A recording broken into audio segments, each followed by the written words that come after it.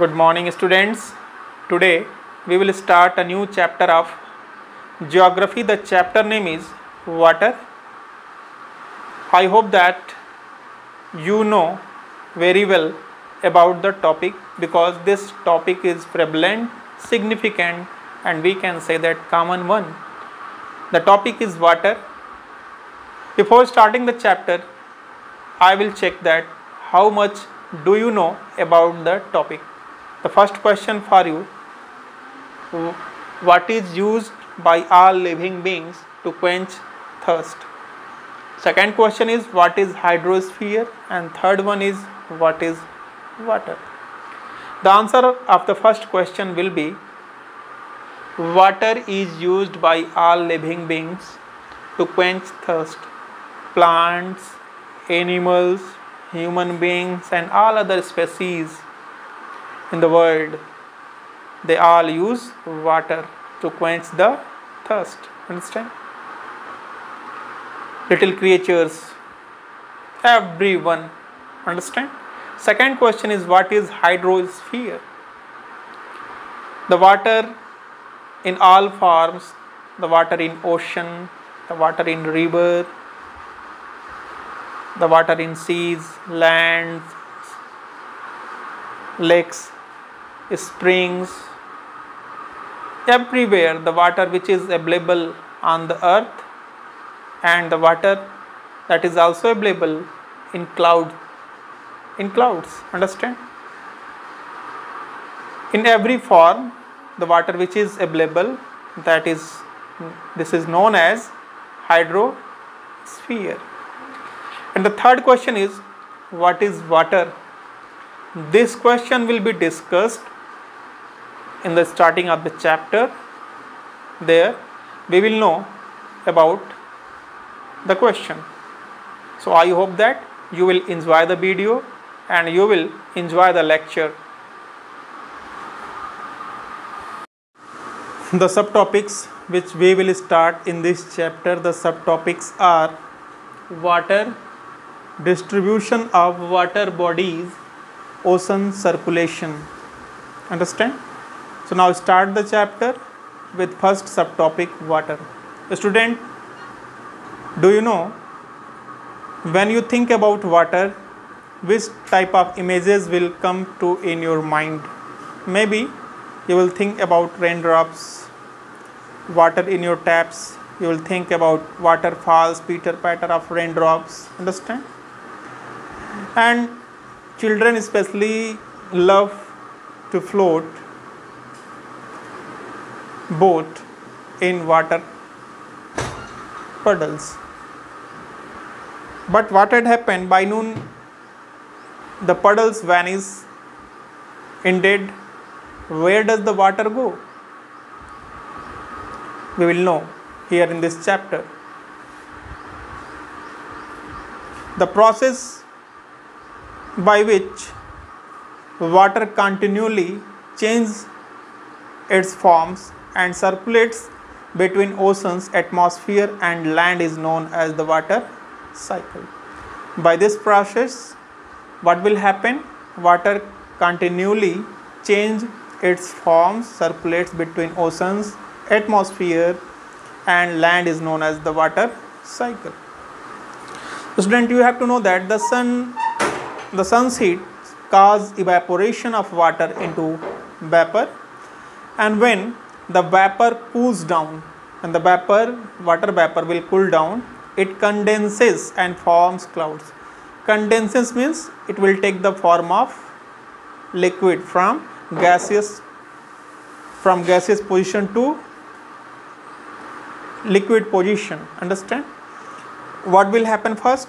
When the sun will heat, because of sun heat, because of evaporation, water will turn into evaporation, and then the water vapor, when water vapors will be cooled down, afterward it condenses, take the form of clouds, and from there it may fall on the land or sea in the form of rain.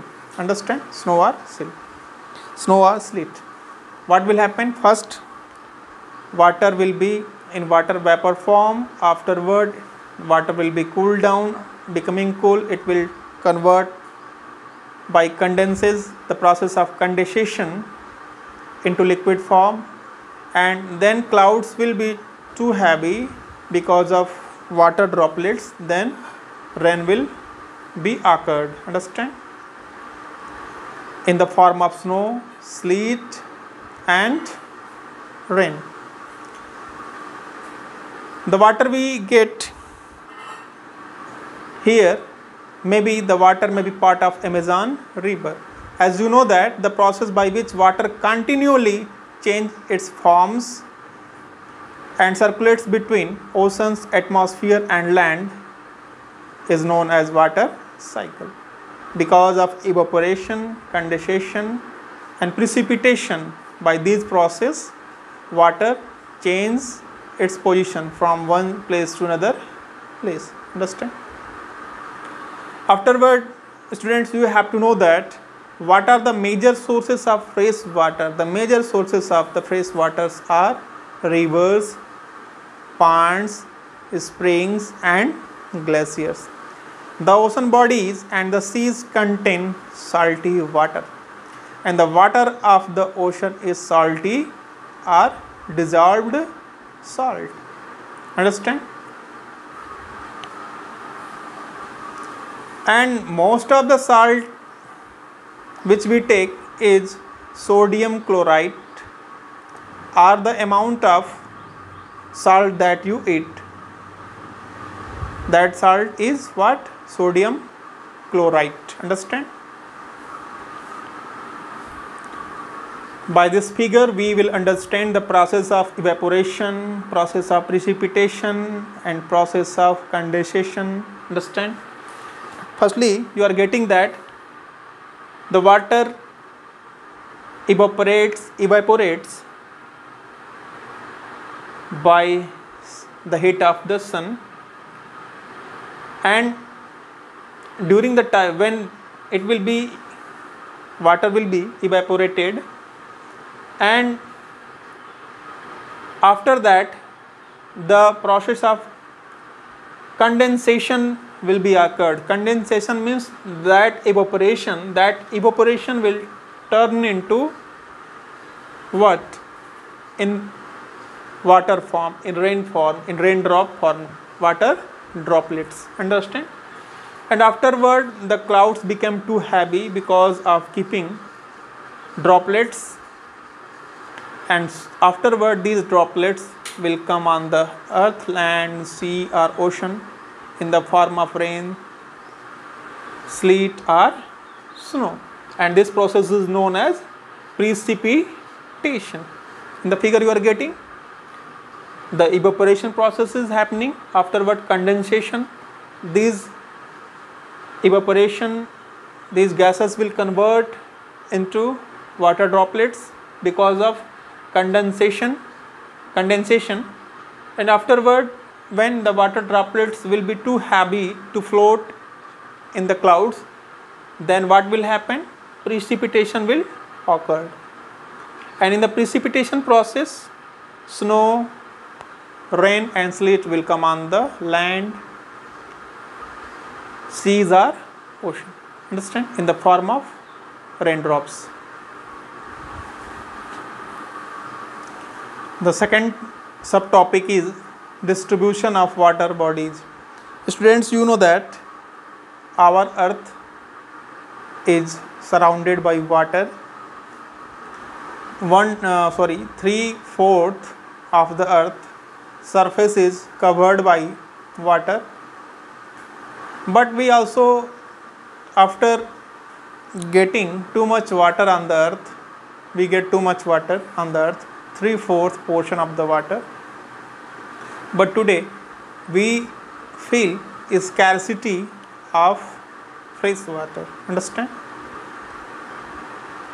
As you know that 3/4 portion is covered by water.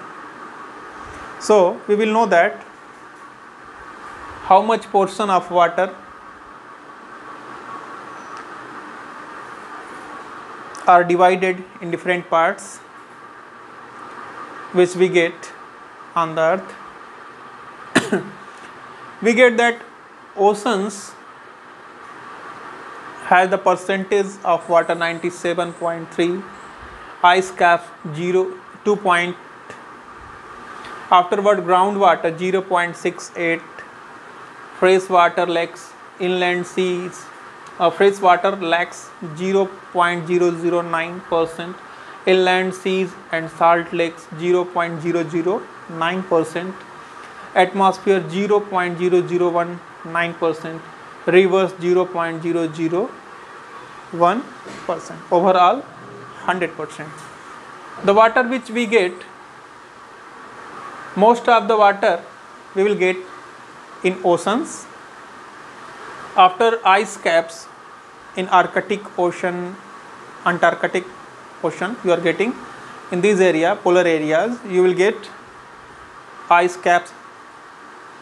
In glaciers also you can get it, understand. Only we get fresh water in lakes, groundwater, understand, that are available for drinking, understand. Water is essential for everybody to live, and bereft of water we will unable to quench our thirst. So water is an essential part of our life. Salinity of ocean water is measured in per 1000 grams. The salinity of ocean water is the amount of salt we will get. 1000 grams of water, the average salinity of ocean is 35 parts per 1000, understand, we will get. Students, you know that Dead Sea in Israel has salinity 340 grams in per liter water, understand. So swimmers can float it because the increased salt content makes it done, understand. Afterward we are coming the next subtopic. The next subtopic is water circulation. In this subtopic, ocean circulation, we will know about the movements of ocean water. There is something magical about thinking. Suppose that you are going barefoot on the seashore, the wet sand on the beach, the cold breeze, the seabirds, the smell of the salt, the air and music of the waves. Everything is so fascinating, attracting. Unlike the calm waters of ponds and lakes, ocean water keeps moving continuously. You will get these things there. Everything is so fascinating. Unlike the calm waters of ponds and lakes, ocean water keeps moving continuously. But these movements are different, and it is never still. The movements that occur in oceans can be broadly categorized as waves, tides and currents, understand, waves, tides and currents. So in these subtopics will be studied in the next video. Thanks for watching the video.